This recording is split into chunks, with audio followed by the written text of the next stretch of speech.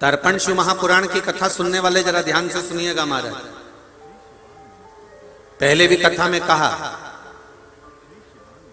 1 रुपए कमा रहे हो, 1.25 रुपए खर्च चल रहा है, घर में कोई बीमार बना हुआ है, घर में कोई तकलीफ आ रही है, कष्ट आ रहा है, तो केवल एक काम करना है कि हमें शंकर भगवान को 1 लोटा जल समर्पित करना। परंतु श्राद्ध पक्ष के अंतर्गत जैसे अन्य समय में 108 मनके की माला से हम जाप करते हैं, 108 बार भगवान का नाम लेते हैं, 108 बार हम भगवान का पूजन करते हैं, उसी तरह श्राद्ध पक्ष में जब हम शंकर भगवान पर 1 लोटा जल चढ़ाएं तो उसी जल को धीरे धीरे धीरे धीरे 27 बार भगवान शंकर को समर्पित करना चाहिए। कितनी बार? 27 बार। या फिर 27 मनके की माला से जप करें। उसका फल क्या होगा? भगवान शिव अपने रूप रखकर इन पितरों को वो भाग देना चालू कर देते हैं।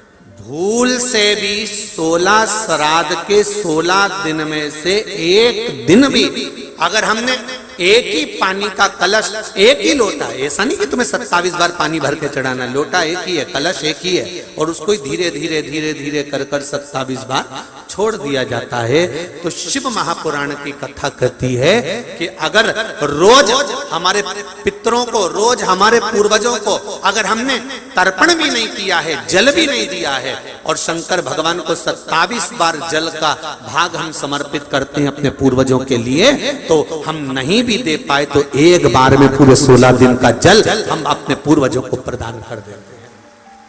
एक बार भगवान शंकर माता पार्वती को लेकर घूमने के लिए निकले थे, और भ्रमण पर निकले भगवान शंकर पार्वती को लेकर, और भगवान शंकर को बहुत तेज भूख लगने लगी, बहुत तेज।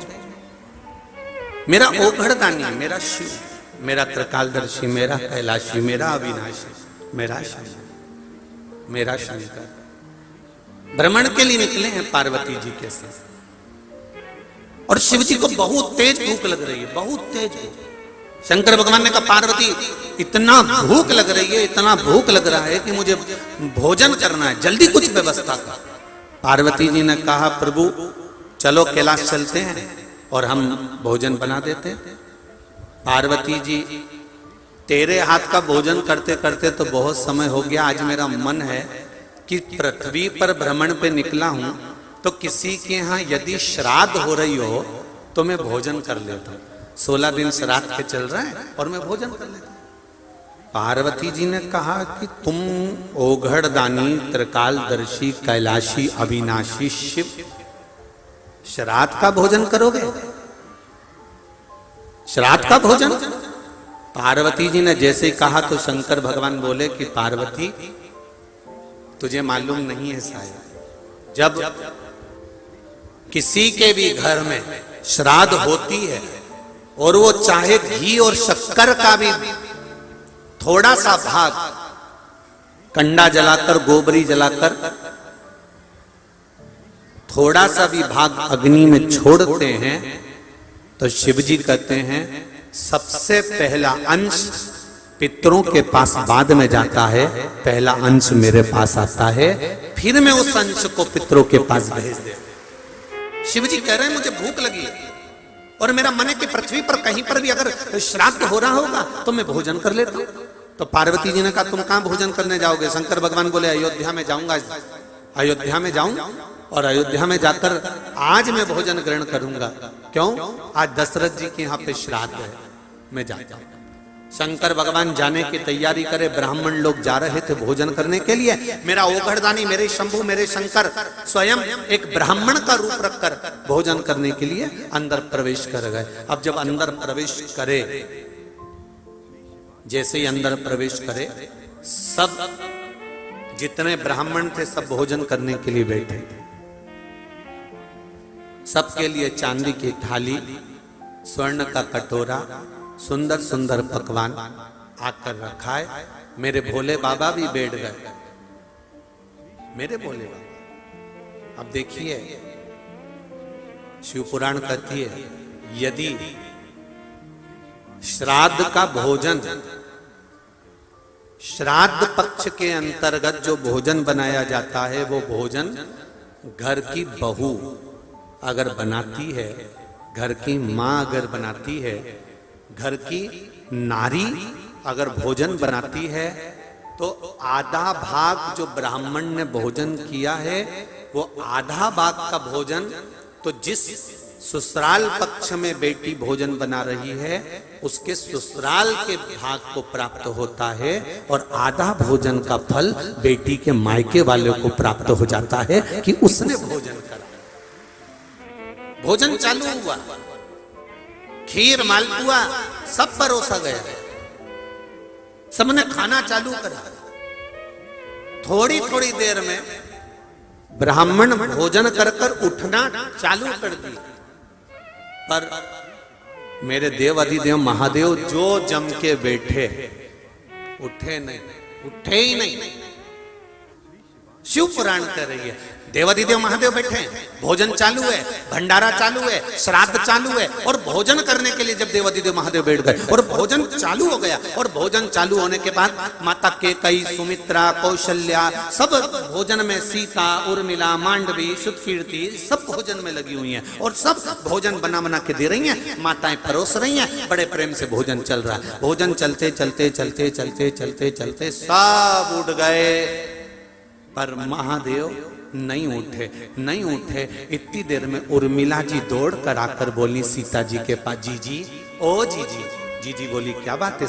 सीता जी ने कहा उर्मिला क्या हो गया? उर्मिला जी बोली सब पंडित उठ गए पर एक पंडित बैठा है वो नहीं उठ रहा है। सीता जी बोली तू एक बार एक काम कर, पानी भर के ले जा और पूछो महाराज पानी पियोगे?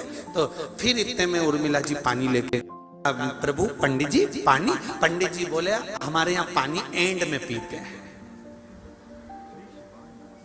तो उर्मिला जी ने पूछा पंडित जी एंड कब होगा? तो पंडित जी बोले अभी तो शुरुआत है, महत्तम चालू होगा, टेलर चालू होगा। ठीक है। अब उर्मिला जी दौड़कर फिर सीता जी के पास गई, जीजी जीजी। जीजी बोली क्या बात है? कि वो तो अभी तुम एंड में पानी लेंगे। तो सीता जी बोली ले जा, और ले जा, पूड़ी ले जा, कचौड़ी ले जा, भजिया ले जा, मालपुआ ले जा, खीर ले जा, सब ले जा के रख दिया।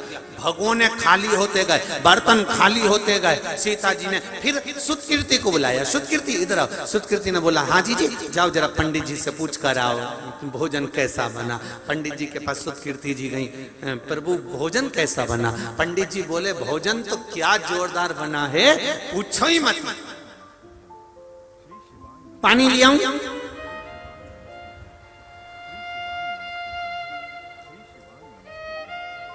शंकर जी बोले एंड में ले। आखिर जैसे ही सुतकीर्ति जी अंदर गई, सीता जी ने पूछा उठ गया? सुतकीर्ति जी बोली वो तो अपन सबको उठा के उठेगा, कोई ऐसे उठने वाला अभी तो बैठा है। केकई मैया आ गई। केकई जी ने पूछा सीता तुम्हारे सिर पर पसीने की बूंद जमी हुई है, श्राद्ध चल रहा है ससुर का और तुम्हारे सिर पर पसीने की बूंद, कोई दिक्कत है क्या? नहीं मां, एक ब्राह्मण भोजन करने बैठा है। केकई बोली वो तो सब ब्राह्मणों के साथ बैठा था। हाँ मां, 5 बार की पंगत उठ गई पर अभी तक वो नहीं उठा। मां तो अब तो सुबेरे का भोजन चल रहा है 10 बजे का, दोपहर की 2-3 बज गई, अब तो उठने वाला होगा, जाओ थोड़ा और दिया। तो सीता जी बोली दे तो आती मां, पर भंडारे में भोजन की कमती हो गई। भोजन की कमती, एक काम करो डबल से बनाओ। सीता जी बोली 6 बार बना चुके हैं, अब अंदर का पूरा माल निकाल के रख दिया। केकई तुरंत आवाज लगाकर बोली द्वारपालों से कहो बाजार में से सामान लेकर आए और सीता फिर भोजन बनाओ। सास ने आवाज लगाई कि बाजार से भोजन लेकर आओ और जिमाओ। इतने में सारे द्वारपाल भागे और बाजार से भोजन ले लेकर आने लगे। जब आटे की बोरियां बाजार से आने लगी और शंकर जी के सामने अंदर जाने लगी, इतने में शंकर भगवान ने रोक कर पूछा, रुको रुको, क्या ले जा रहे हो अंदर? तो क्या अब ये आटा ले जा रहे हैं, उसनेगा फिर पूड़ी बन के तुम्हारे पास आएगी। इतने में पंडित जी बोले, शंकर भगवान जो पंडित के वेश में थे, वो बोले अंदर ले जाने की जरूरत नहीं है, तुम तो यही धर दो। इतना अंदर जाएगा फिर वापिस आएगा, फिर मैं खाऊंगा, उससे अच्छा यहीं पे रख दो तुम, तो मैं आराम से खा लूंगा। आटे की बोरी रख दी, बेसन की बोरी रख दी, मैदे की बोरी, रवे की बोरी, घी तेल शक्कर सब ला के रख दिया और भोलेनाथ जी खाना चालू कर दिया। खाते गए खाते गए खाते गए खाते गए, उठे नहीं। इतने में सीता जी की आंख में जल भर गई। कौशल्या जी ने पूछा, जानकी तुम रो रही हो? आज ससुर जी की यहाँ का श्राद्ध है और घर की बहू रोए, ये अच्छी बात नहीं है, तुम क्यों रो रही हो, क्या हुआ तुमको? इतने में सीता जी बोली, मां एक पंडित भोजन करने बैठा है तो उठ नहीं रहा, पानी का पूछो। सीता जी बोली, अब की बार मैं ही जाती। सीता जी हाथ में जल लेकर पहुंची। ब्राह्मण देवता, अगर आपका आधा हो गया हो तो पानी थोड़ा सा पी लीजिए। इतने में ब्राह्मण देवता बोले, आधा तो होने दो, जब आधा होगा मैं पी लूंगा। सीता जी ने मन में सोचा, भी तो आधा ही नहीं हुआ और अपन तो एंड की तैयारी में बैठे।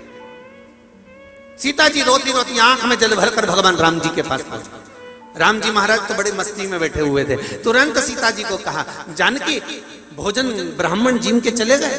सीता जी बोली, सब चले गए, एक ही बैठा है, उठ नहीं रहा, तो उसको अच्छे से जिमाओ।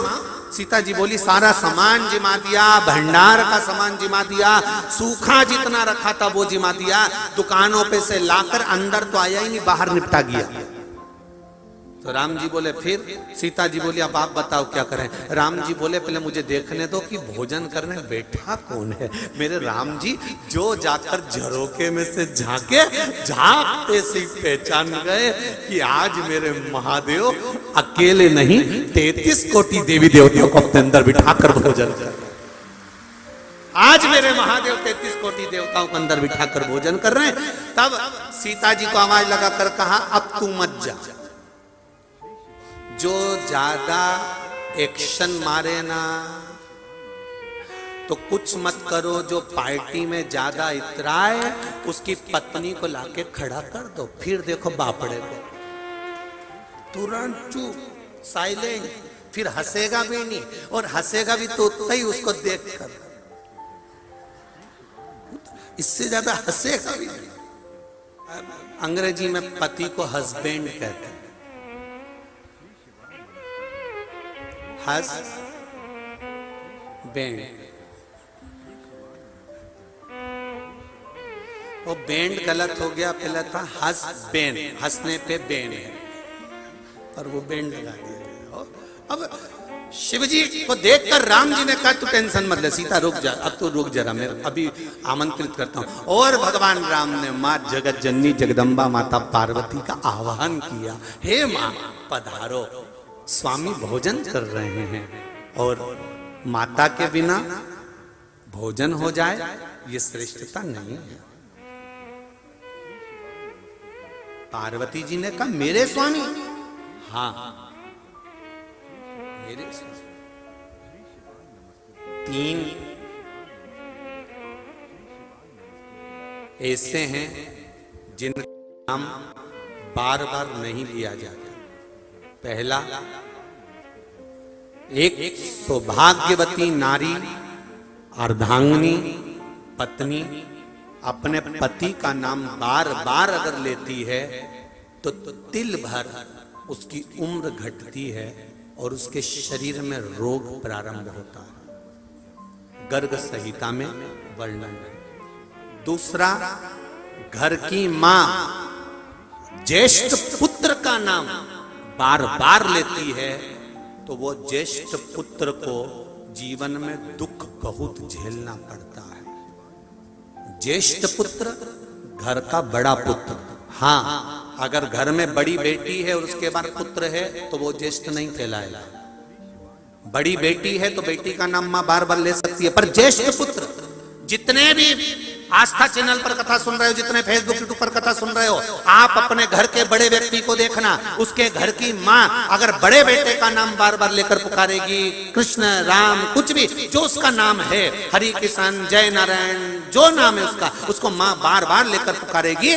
ज्येष्ठ पुत्र का नाम जब माँ बार बार लेकर पुकारती है तो ज्येष्ठ पुत्र को 3 तकलीफों से गुजरना ही पड़ता है।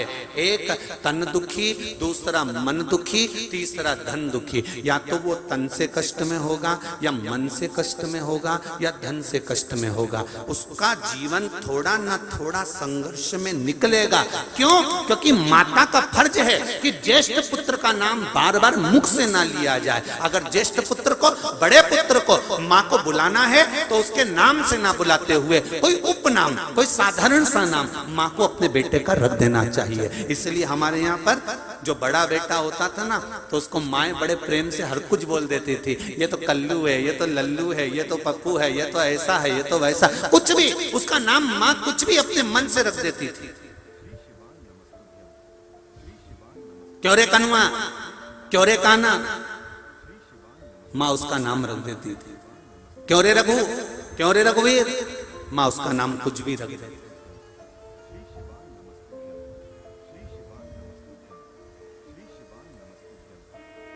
पहला, सौभाग्यवती नारी अपने पति का नाम लेती है, तिल भर उम्र गढ़ती। दूसरा, माँ अपने ज्येष्ठ पुत्र का नाम बार बार ना ले, उसका नाम परिवर्तित कर दे। ये मेरा लाला है, नाम कुछ भी हो, ये लाला है, ये कान्हा है, उसका नाम चेंज कर दे, बदल दे। बोलते समय बार बार अगर ज्येष्ठ पुत्र का आप भी देखना, ये शास्त्रों के जो सुख हैं आप अपने घर में देख सकते हैं। आप अपने घर में अनुभव करना, जो घर का बड़ा बेटा है और माँ उसका नाम, जो उसका नाम है उसी को माँ बार बार लेकर पुकारती है, तो जो बड़का घर का बड़ा बेटा होता है, ज्येष्ठ पुत्र होता है, उसको थोड़ा ना थोड़ा कष्ट सहन करना ही पड़ता है। तीसरे नंबर पर है गुरु का नाम।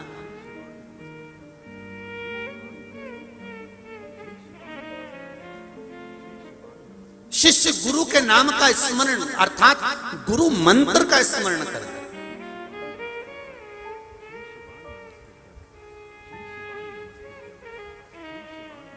बार बार आप बोल सकते हो ये हमारे गुरुजी हैं, ये हमारे गुरुजी हैं, साहब वो अशोक नगर में रहते हैं, साहब वो गुना में रहते हैं, साहब वो शिवपुरी में रहते हैं, साहब वो वहां रहते हैं। आप कह सकते हो ये हमारे गुरुजी हैं, उस मठ में रहते हैं, वो हमारे गुरुजी हैं। आदमी पहचान जाएगा। क्या नाम लेना गुरु का जरूरी है कि वो कमलकांत जी, वो रामकिशोर जी, ये हमारे नाम, गुरु का नाम अगर तुमने गुरु मंत्र लिया है, आप गुरु दीक्षा ग्रहण करे हो, तो गुरु के नाम का स्मरण भी, गुरु मंत्र का स्मरण करो, पर गुरु का नाम बार बार अपनी जिह्वा से नहीं कि मेरा गुरु ये नाम है, उनका ये नाम है, मेरे ये नाम है, ये नाम है, हरि कृष्ण नाम है तो जय नारायण नाम है तो राम कृष्ण नाम है। नहीं नहीं नहीं, वो मेरे गुरु हैं, बस गुरु पद मूल है,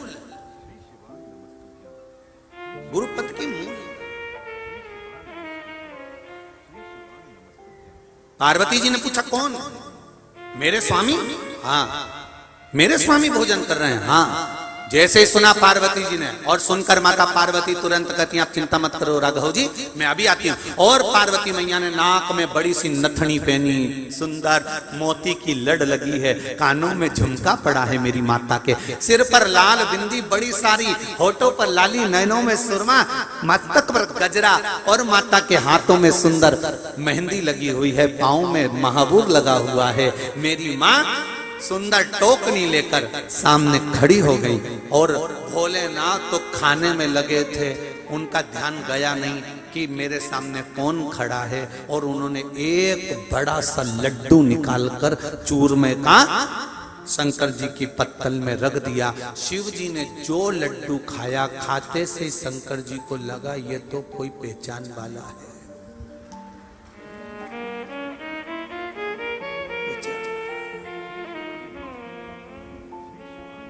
तुरंत देखा तक नहीं कि कौन ने परोसा, उतनी देर में पहचान लिया।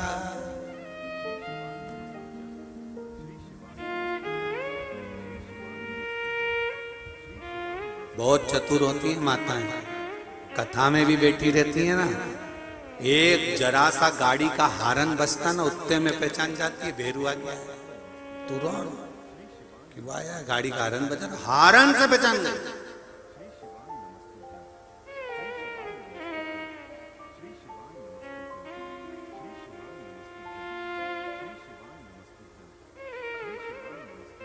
सबसे ज्यादा दिक्कत पहले की रामलीलाओं में बहुत आती थी। रामलीलाओं में पति भी जाता था, पत्नी भी जाती थी, और रामलीला होती थी रात की। अब पत्नी को टेंशन रहता था, दिख नहीं दिया। अब इसको अपना पति नहीं दिखे तो एक पर्ची लिख के भेज दे मंच पे, कालू सिंह तुम्हारी माताजी की तबीयत ज्यादा खराब है, तुमको घर पे बुला रहा है। अब इसको दिख नहीं रहा था बहुत देर से, तो इसने पर्ची भेजी। पर्ची भेजी और मंच पे रामलीला वाले में एक माइक पकड़ के बैठता है, जैसे हमारा आशीष मूंछ वाला, ऐसे वो चिल्लाता, और उसने आवाज लगाई कि कालू सिंह तुम्हारे घर पे तुम्हारी माताजी की तबीयत खराब है। इतनी देर में कालू सिंह उठा और इसने देख लिया है, तो इसने दूसरी पर्ची भेज दी, माछी हो गई। दूसरी पर्ची बैठे, तो दिख नहीं रहा, बस उतनी देर में तो दिख गए। अब पार्वती मैया ने एक चूरमे का लड्डू बड़ा सारा शिव जी के सामने रखा। शंकर जी ने लड्डू खाया और खाते से ही पहचान गए कि बाबा ये तो पहचान वाला लगता है। तो भोलेनाथ तुरंत लड्डू मुंह में भरा और भरते से जो सामने देखा, क्योंकि शिव जी खाते गए, किसी को नहीं देखा कि सीता आई की, उर्मिला आई की, मांडवी आई की, सुकीर्ति आई की, केकई आई, कौशल्या आई, किसी को नहीं देखा। पर जो मुंह में लड्डू लेकर जो पार्वती जी को देखा, देखते से ही पार्वती जी बोली कितने दूं? शंकर जी बोले हो गया, एक में हो गया। निकले शिव धाम चले गया। शिव महापुराण की कथा कहती है, हमारे यहाँ पर श्राद्ध पक्ष में कौए को भोजन दिया जाता है। बोलो देते कि नहीं देते? जम के बोलो जरा। देते हैं। गौ माता को भोजन दिया जाता है, स्वान को भोजन दिया जाता है, किसी भिक्षुक ब्राह्मण, कोई भूखा, कोई साधारण कोई व्यक्ति को भोजन दिया जाता है। क्यों?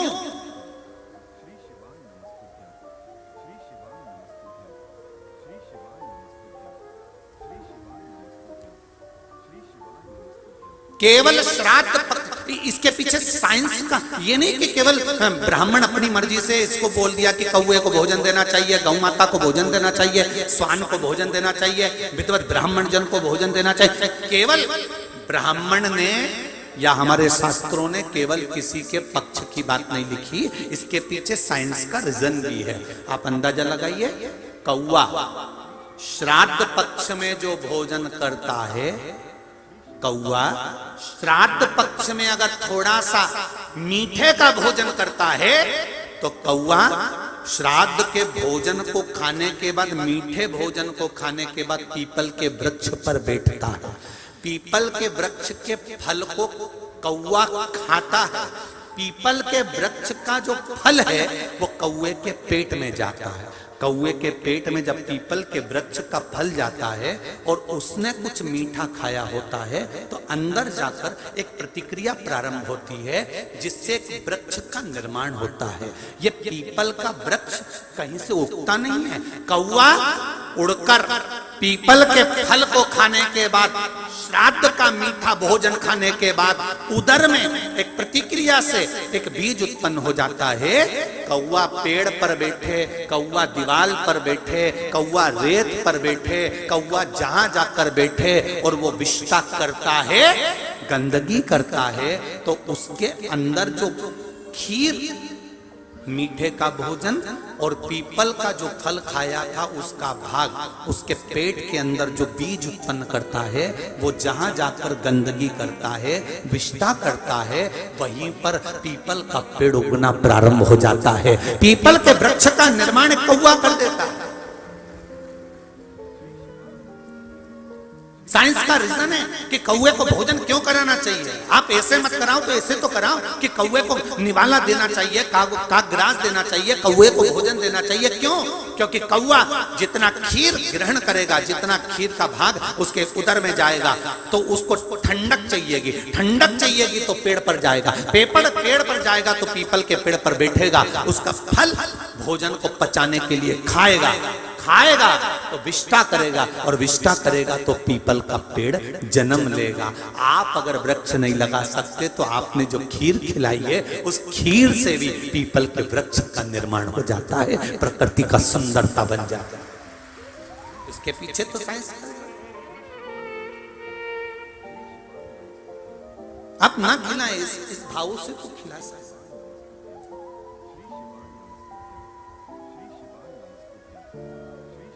महाराज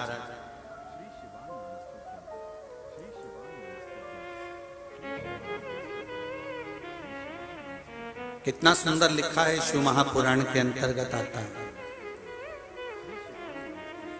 स्वप्न में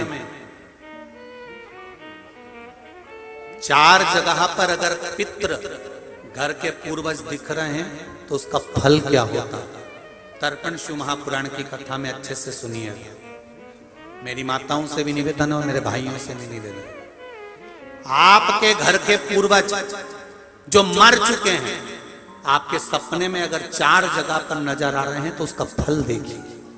पहला, अगर आप सोए हो और आपके पितृ आपके पूर्वज जो मर चुके हैं वो आपके सिर के पास खड़े हुए दिख रहे हैं तो डरना मत, बल्कि भगवान को धन्यवाद देना कि आज मेरे पितृ मेरे सिर के पास मेरे पूर्वज खड़े हुए हैं।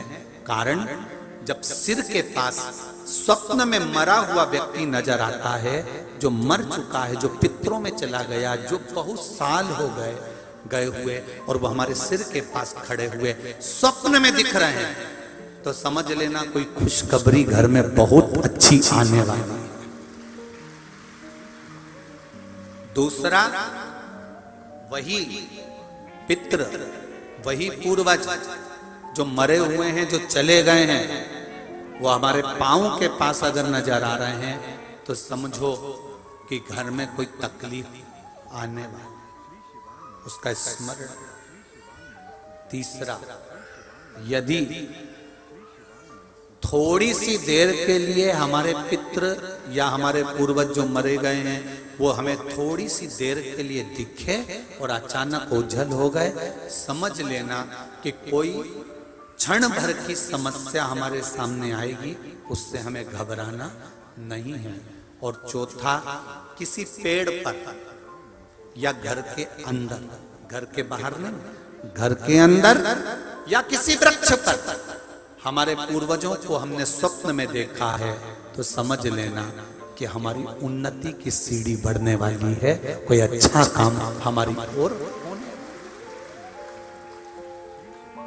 अब कई लोग कहते हैं हमारे को पितृ दिख रहे हैं, हमारे मरे हुए दादाजी दादी जी वो मर गए तो हमको दिख रहे हैं। गुरुजी कैसा होता है?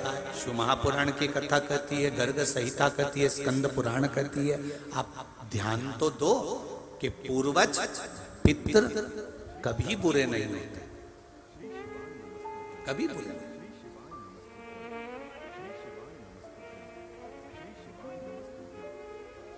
उनका काम केवल देने का है। मृत्युलोक,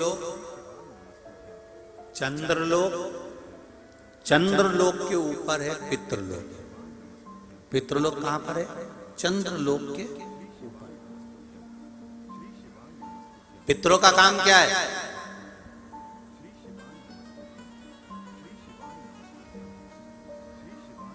पितरों का कर्म है क्या?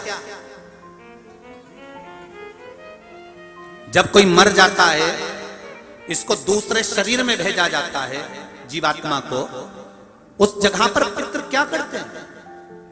पितरों का काम क्या है? पितरों का कर्म क्या है? भगवान विष्णु का काम है, ब्रह्मा जी को आदेश दिया, ब्रह्मा जी ने सृष्टि का निर्माण करा, शिव जी ने समय समय पर इसका वर्णन कर संहार किया।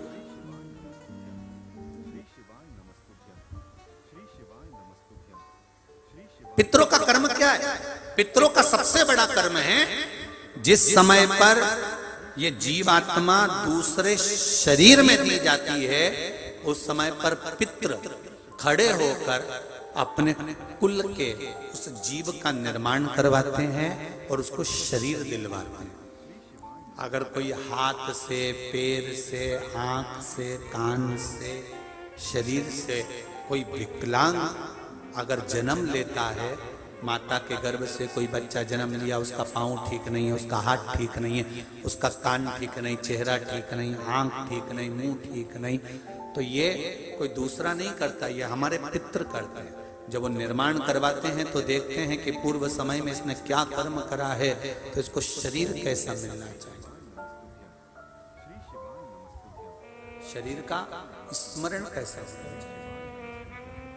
एक जरा सी गलती गांधारी से हो गई थी और वो गांधारी को भोगना पड़ा था, छोटी सी गलती।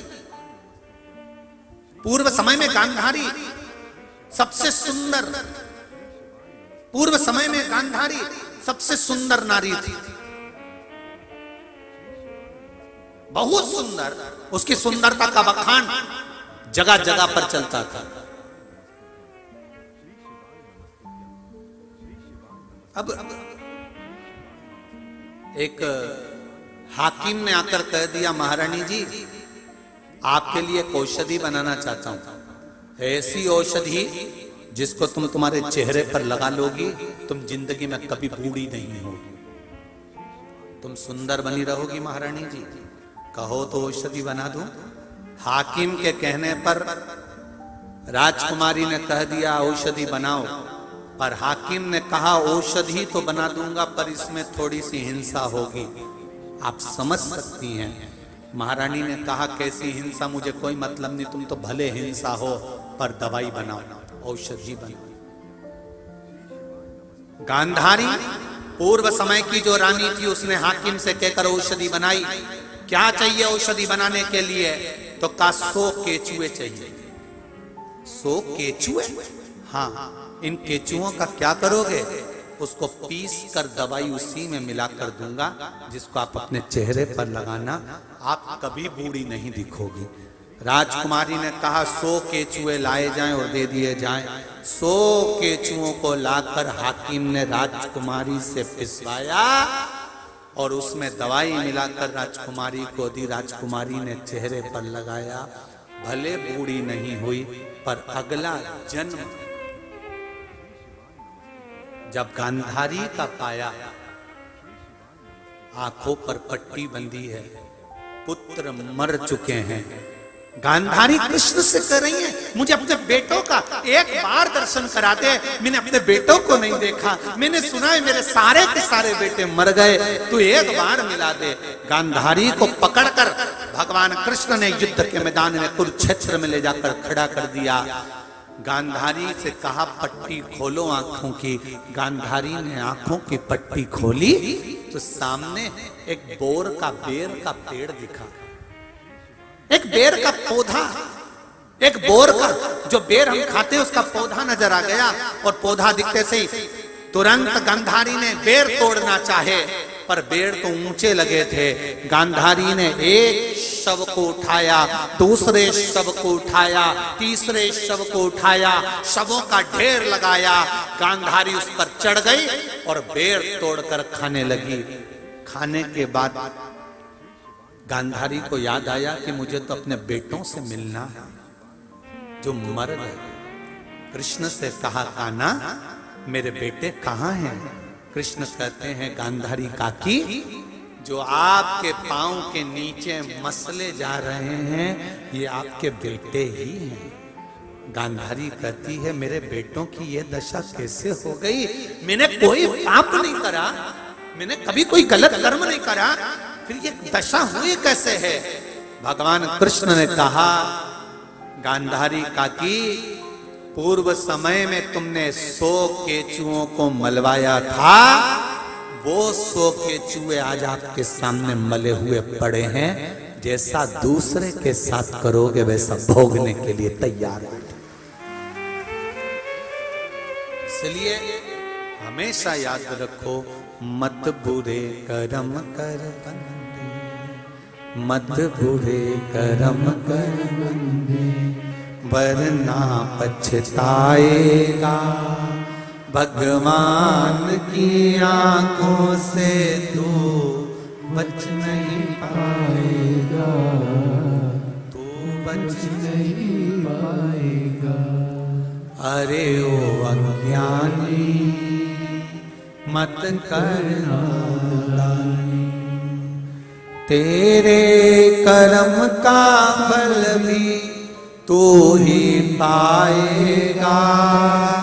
जैसा किया तूने तेरे आगे आएगा। मत बुरे कर्म कर बंदे, वरना पछताएगा। भगवान की आंखों से तू बच नहीं पाएगा, तू बच नहीं पाएगा। इसीलिए हम कहते हैं, अपने घर के दरवाजे पर लिख दो, तेरा क्या होगा रे कालिया। एक समय तो जवाब देना ही पड़ेगा। अंत बिंदु। ऊपर जाकर भी रोगे ना तो कहोगे मैंने बच्चों के लिए करा था, मैंने पत्नी के लिए करा था, परिवार के लिए करा था। भगवान भी कहेगा झूठ तूने बोला, कपट तूने करा, बेईमानी तूने करी, छल तूने करा, इसलिए भोगना भी तुझे ही पड़ेगा, कोई दूसरा नहीं भोगेगा। इसलिए मेरी माताओं से निवेदन है, हफ्ते में एक बार अपने पति से कह दिया करो कि मंदिर जाया करो। हफ्ते में एक बार अपने पति से कहा करो कि शिव महापुराण में जाया करो। हफ्ते में एक बार अपने पति से कहो कि भगवान की शरणागति जाओ। क्यों? कमाया पत्नी के लिए, कमाया बच्चों के लिए, दुकान पर बैठकर झूठ बोला बच्चों के लिए, अच्छी एजुकेशन देना, अच्छा पढ़ाना है, पत्नी के लिए सामान लाना है, गाड़ी करना, ये करना, वो करना, कमाया पत्नी और बच्चों के लिए, परिवार और कुटुंब के लिए। पर पत्नी भोगेगी क्या? अरे जम के बोलो, नहीं। तुम तो बढ़िया खजूर वाली चोटी बना के दे, तुम्हें कोई टेंशन नहीं। बच्चे भोगेंगे क्या? नहीं, क्योंकि बच्चे कभी अपने पापा से नहीं कहते पिताजी तुम मेरी पढ़ाई के लिए चोरी कर कर लाना। ये कोई बेटा कभी अपने बाप से नहीं कहता। तुम मेरे लिए अच्छा खूब धन इकट्ठा करो, चोरी करो, बेईमानी करो, ये बेटी भी कभी नहीं बोलती अपने पापा से। ना पत्नी बोलती है कि तुम मेरे लिए चोरी कर कर लाओ। ये हम अपने हिसाब से कर रहे हैं, तो भोगना भी तो अपने हिसाब से ही पड़ेगा, तो दूसरा थोड़ी ना भोगने वाला है। कबीरदास जी ने लिख दिया, गुरु की करनी गुरु भरेगा और चेले की करनी चेला, उड़ जाएगा हंस अकेला। कर्म हमें भोगना। एक होती है पत्नी, दूसरी होती है धर्म पत्नी। पत्नी वो होती है जो पति को सिनेमा घर ले जाती है, पत्नी वो होती है जो पति को शॉपिंग मॉल ले जाती है, पत्नी वो होती है जो पति को मायके ले जाती है, पत्नी वो होती है जो पति को घुमाने फिराने ले जाती है, और धर्म पत्नी वो होती है जो पति को शिव महापुराण की कथा तक लेकर आ जाती है, वो धर्म पत्नी।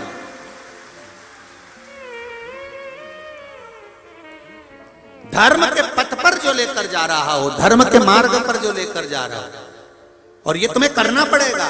स्वामी सुनो, क्या हो रहा है?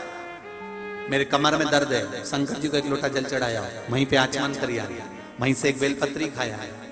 क्या होगा बेलपत्री खाने से? अरे तो खाने में अपना क्या जा रहा है, खाओ तो क्या दिक्कत है?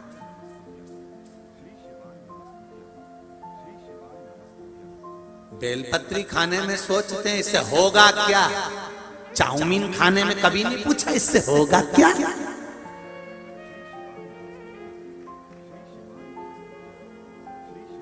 आड़ा टेढ़ा सामान खा गया, वहां नहीं पूछा ठेले पे। पानी पतासा खा लिया और वो पानी पतासे को हो रही खुजली, वो यूं खुजाए, रुक जा। और प्लेट पकड़ा दी हाथ में, हाथ भी नहीं धोए और फुल्की को फोड़ा।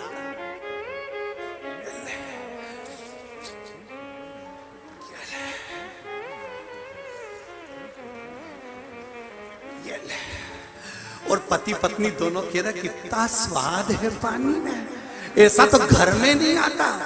अब उनको क्या मालूम है एक्स्ट्रा सामान घर में नहीं डलता, उनके कौन समझा? ये सारा एक्स्ट्रा सामान बाहर डलता, घर में तो अच्छा बनता है, इसीलिए तुमको स्वाद नहीं आता, तुम्हारी आदत पड़ गई एक्स्ट्रा सामान। और कह रहे बहुत अच्छा पानी पतासा, बहुत जोरदार पानी पूरी थी, थोड़ा पानी और पिला दो। तो उसने कहा पूरा ही पी जा तुम तो।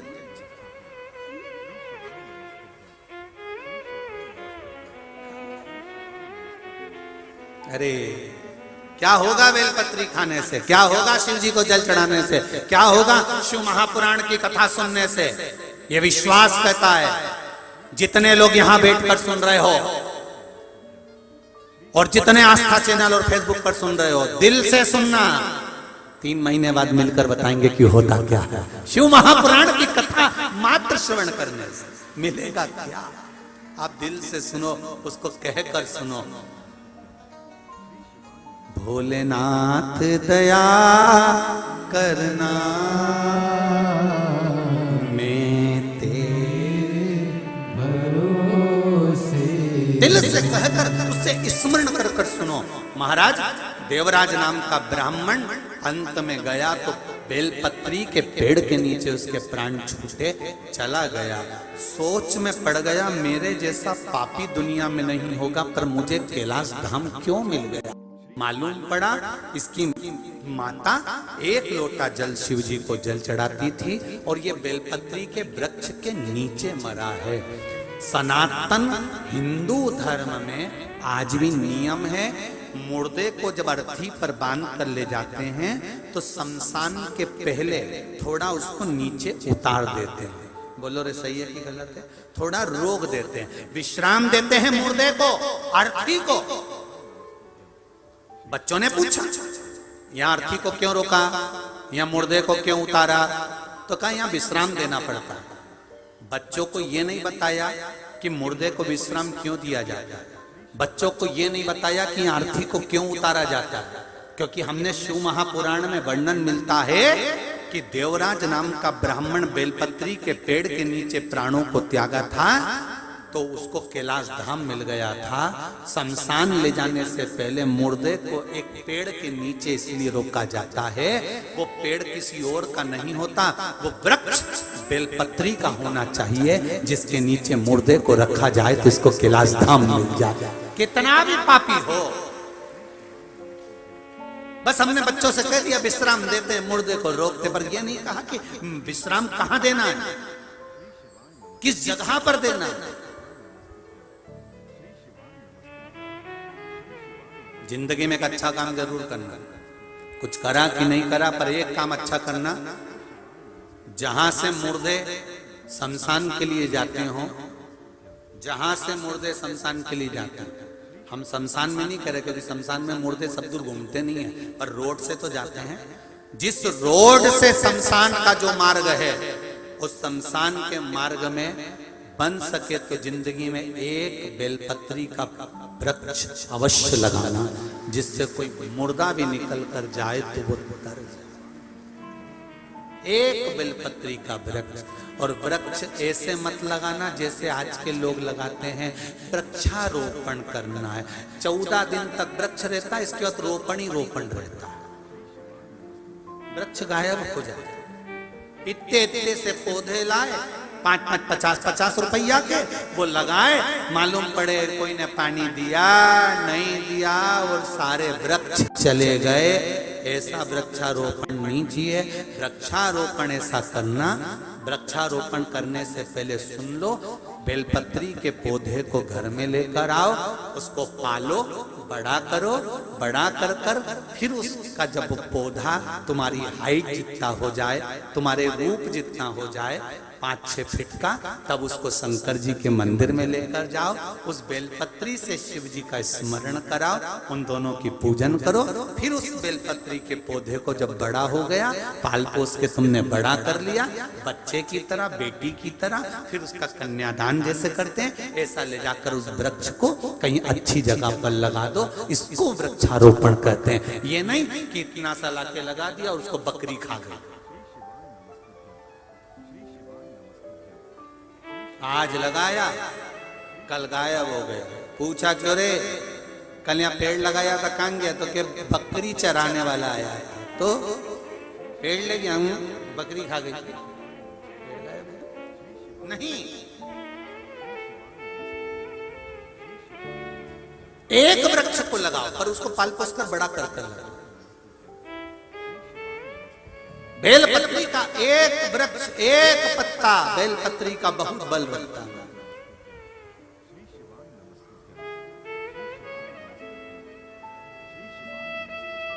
बहुत ध्यान दीजिएगा, जिसको लग रहा है कि मेरे घर में किसी ने बंधन है या मुझे ऐसा लग रहा है कि मेरा विकास नहीं हो रहा, मेरी उन्नति की ओर नहीं बढ़ पा रहा, सारे उपाय कर लिए और मैं उन्नति की ओर नहीं बढ़ रहा, तो श्राद्ध पक्ष चल रहा है, 16 दिन श्राद्ध के चल रहे हैं। जितने दिन निकल गए निकल जाने दो, जितने दिन बचे हैं एक छोटी सी कटोरी में गंगा जल, थोड़ा सा जल बेलपत्री के वृक्ष के नीचे और थोड़ा सा वही जल बचाकर शंकर भगवान पर चढ़ाना प्रारंभ कर दो।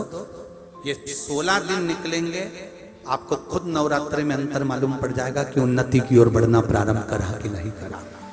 थोड़े से जल में गंगा जल मिलाकर बेलपत्री के वृक्ष के नीचे डालिए और थोड़ा सा जल देवाधिदेव महादेव, उसी कटोरी का जल, ये उसी पात्र का जल, उसी कलश का जल, चाहे तो आप कटोरी में ले जाओ, चाहे तो आप गिलास में ले जाओ, चाहे तो आप तांबे के पात्र में ले जाओ, चाहे तो आप कलश में भर कर ले जाओ, या रोज जल चढ़ाने जाती है उसमें थोड़ा गंगा जल डाल के ले जाओ।